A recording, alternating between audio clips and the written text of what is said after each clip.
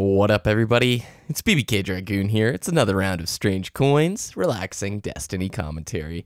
I'm smiling ear to ear right now because we had a lot of Taken King news, stuff that I'm very excited about. So I'm going to be going over all the main news that was discussed at Gamescom, just happened this last week. Man, I didn't think this much was going to be shown. So much stuff, the new light level stuff about the next equipment, you know, your legendaries from year 1. But first, I want to talk about the gameplay demo trailer.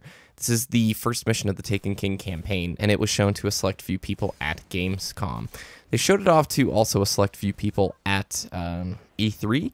So this is not super new, but I'm going to go through the trailer because I was able to see a leaked version of it online. I'm not going to re-promote it because I kind of feel it's this crappy double standard where, like, I was super excited to watch this leak when I got the link, okay? But I don't want to promote it to other people. I think it's been taken offline already because, I don't know, I feel like working on a Destiny podcast, my curiosity is like way more than I can contain. So when I saw that, I'm like, I gotta watch this right now. But at the same time, I don't want to like promote it. I'll walk you through what happens and you can, you know, judge for yourself. I think it was a really good indication of the story missions for the Taken King.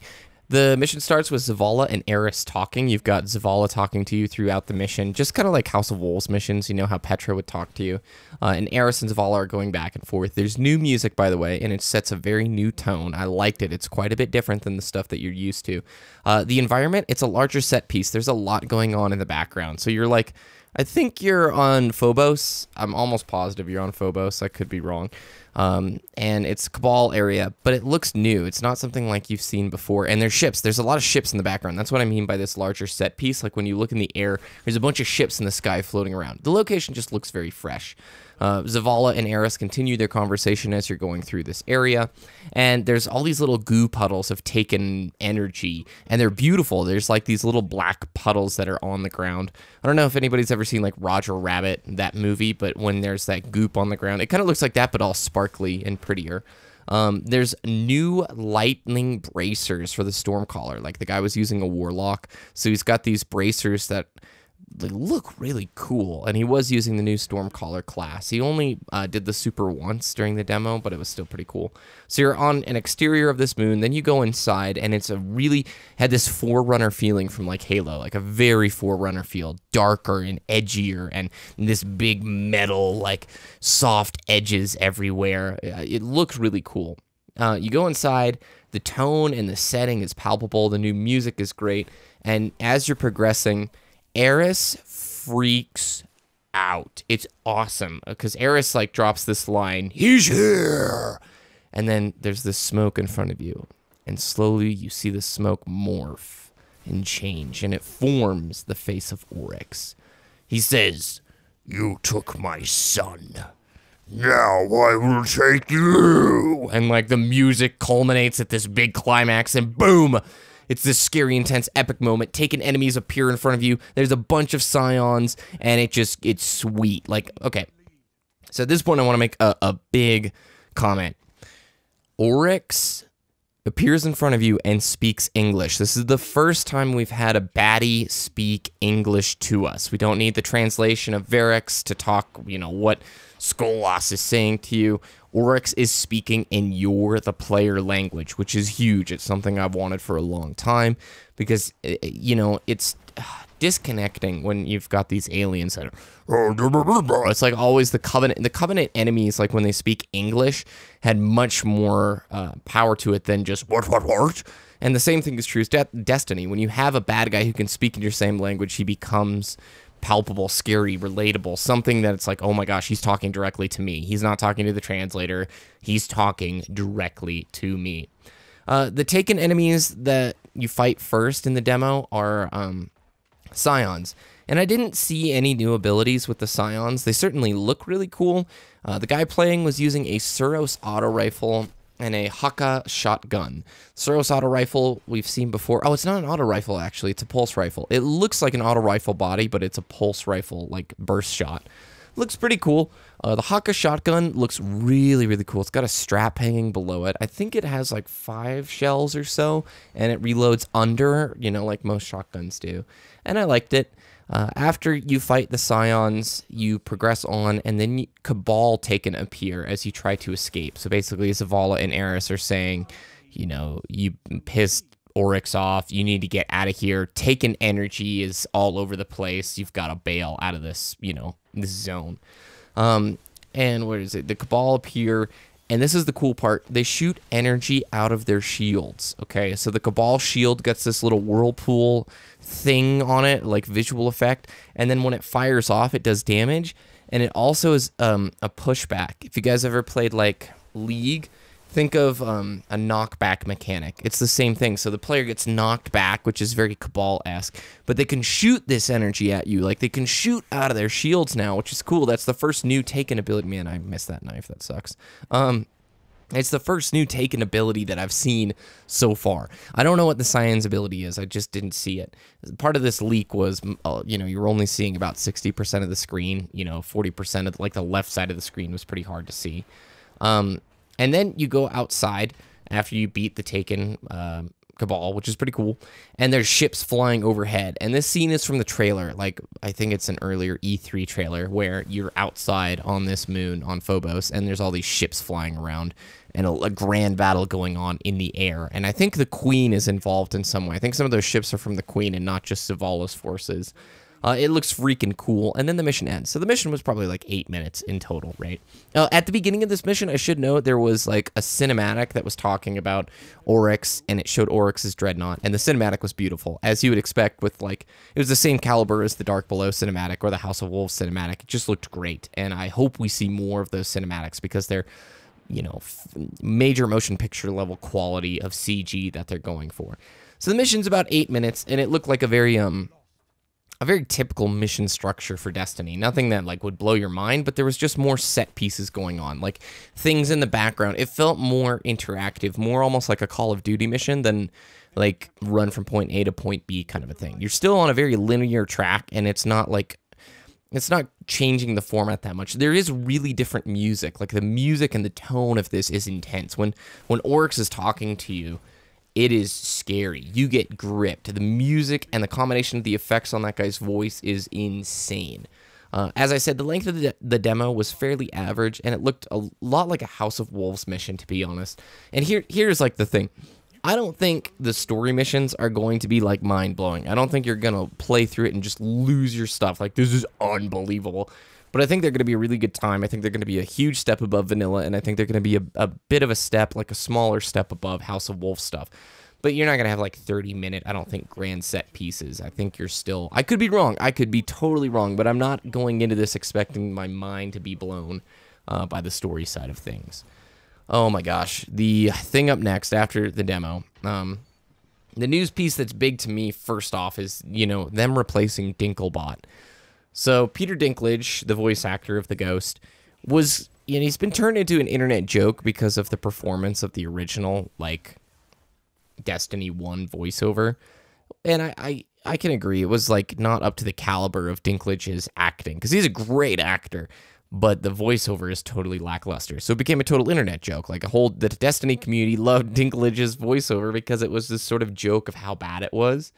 But they're replacing him, which is crazy. Nolan North is going to be the voice of the Ghost moving forward, but it gets even weirder. They're going to go back and re-record all of Year 1 voiceover of the Ghost and replace that with Nolan North as well. So if you're a Year 1 player, you're going to be the only era of Destiny players who got to hear Peter Dinklage's voiceover. So it's a little bit bittersweet for me. I understand why they're doing it, because they probably, moving forward, didn't want it to be this ongoing joke within the community, which for us Year 1 players, or at least me personally, I'm like, I like that. I like Peter Dinklage. He's a great actor, and I would hope that they just make it campy and super bad, but that's maybe not the tone that they're going for. But to have his Year 1 stuff replaced, you know, what I would have done is, and we don't know if you can actually, like, there's not going to be a way to select, I want to go with Peter Dinklage voiceover moving forward. It's just going to be Nolan North.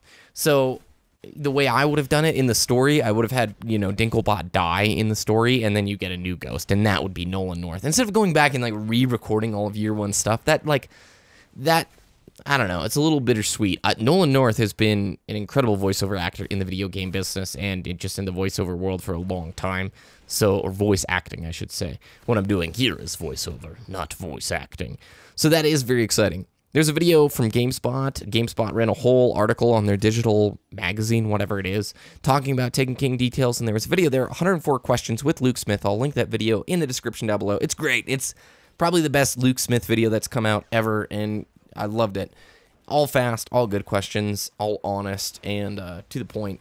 It was confirmed there are 8 new PvP maps in the Taken King. There are either 4 or 3 new strikes. Luke Smith said 4 or 3. 4 is probably PlayStation 4, 3 would be Xbox One. More cinematics, more story. Nathan Fillion is Cade 6. If you don't know, Nathan Fillion is like the lead in Firefly. He's a huge, like, he's in Castle. I love Nathan Fillion, man. He's just a baller. Firefly's one of my favorite shows, if not my favorite show of all time.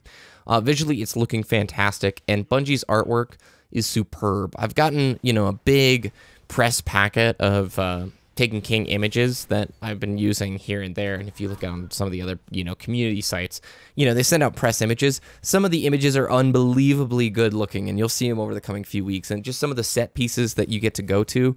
Oh, man, Bungie's artwork. Absolutely unbelievable.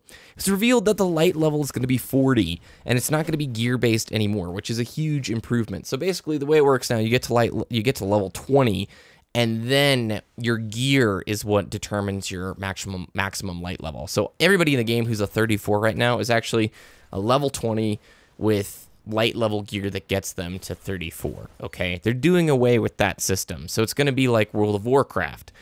In World of Warcraft, a level 100 person could wear any armor set that they want and still be level 100. That's max level. So if I'm a level 100 in WoW and I'm wearing just common gear, I'm still level 100, but my gear has really crappy stats.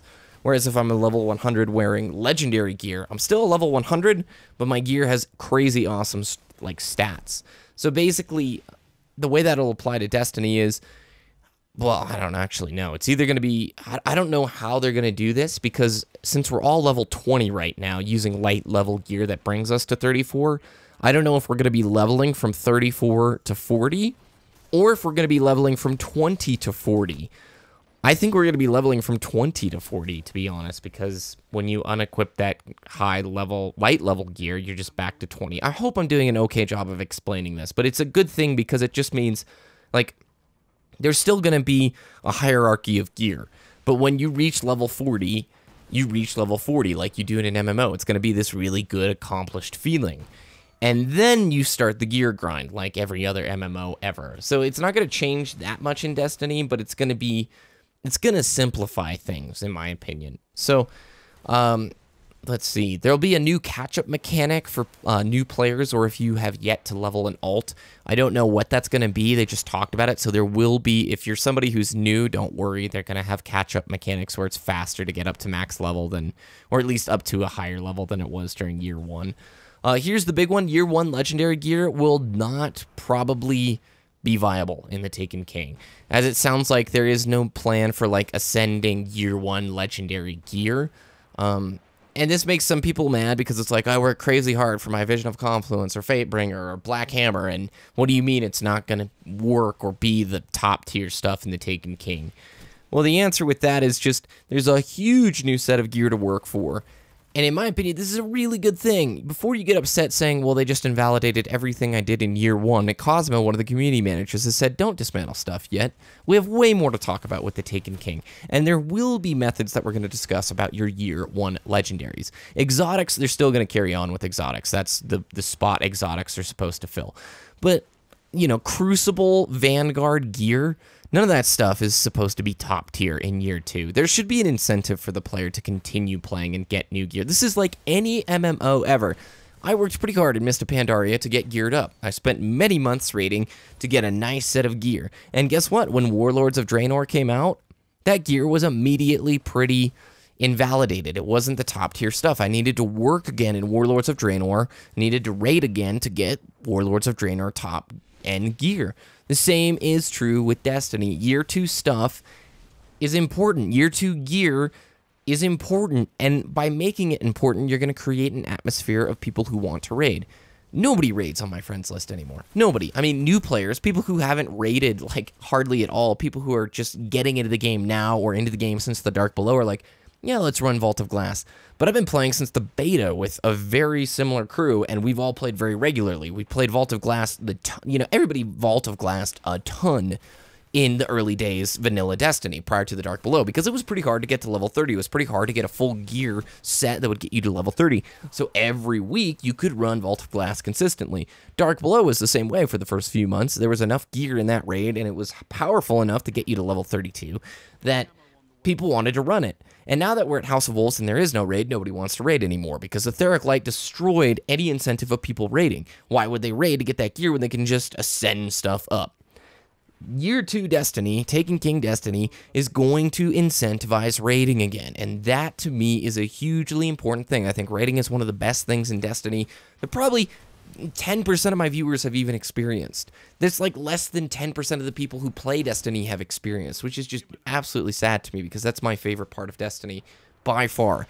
The Vault of Glass experience was incredible. So I want to ask you, are you here to play and enjoy the game and that process of getting new gear?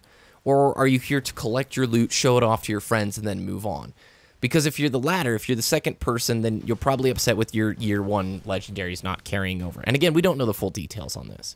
I'm somebody who likes to play the game for the game, the raids, the PvP, that whole experience. And I bet most of you are in the same way. So wrapping up here, the Taken King looks much more like a sequel than just an expansion. What else here? There was a question in the 104 question interview with Luke Smith that was asked, was Vanilla Destiny a well-designed game? Luke Smith responded, parts of it were, and others showed areas of huge potential that could be improved. And they're doing that one bite at a time. I really believe Bungie is taking this step by step, making it a better experience. So I just want to say I'm viciously excited for the Taken King. I'm loving my last few weeks of year 1. The nostalgia is crazy. I'm thinking back to the beta and just going, man, what a year this has been. Thanks everybody for watching. If you enjoyed, please leave a like down below. Dragoon, we'll see you next time, and have a wonderful day.